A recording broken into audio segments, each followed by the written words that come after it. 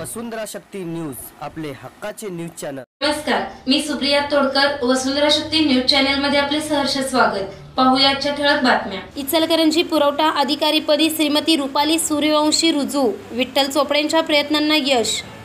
इचलकरंजी शहरातील पुरवठा निरीक्षण अधिकारी अमित डोंगरे यांच्या बदलीनंतर तब्बल 16 महिन्यांनी प्रभारी पुरवठा निरीक्षण अधिकारी म्हणून श्रीमती सूर्यवंशी यांनी बुधवार दिनांक 31 जुलै रोजी पदभार स्वीकारला। राष्ट्रवादी काँग्रेसचे इचलकरंजी शहर जिल्हाध्यक्ष विठ्ठल चोपडे यांनी सातत्याने याबाबत पाठपुरावा केला होता। इचलकरंजी शहरात असणाऱ्या पुरवठा कार्यालयात अंत्योदय प्राधान्यक्रम यासह सुमारे 90,000 रेशन कार्ड धारक आहेत। या कार्ड धारकांना शासनाच्या योजनेअंतर्गत अन्न धान्य तसेच वेगवेगळ्या सुविधा या कार्यालयामधून पुरवल्या जातात।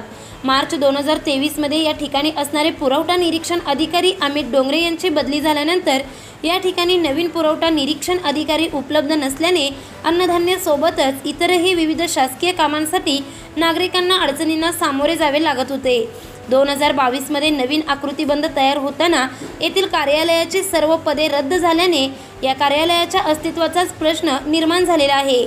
याबाबत पालकमंत्री मुश्रीफ यांच्या माध्यमातून उपमुख्यमंत्री अजितदादा पवार आणि अन्न व नागरी पुरवठा मंत्री छगन भुजबळ यांच्याकडे चोपडे यांचा पाठपुरावा चालू असून लवकरच खास बाब म्हणून या कार्यालयाला सुद्धा मान्यता मिळणार आहे। दरम्यानच्या कालावधीत नागरिकांची गैरसोय होऊ नये याकरिता तात्पुरता पदभार जिल्ह्यातील अन्य अधिकाऱ्यांकडे देण्यात यावे अशी सूचना पालकमंत्री मुश्रीफ यांनी जिल्हाधिकारी व जिल्हा पुरवठा अधिकारी यांना केली होती।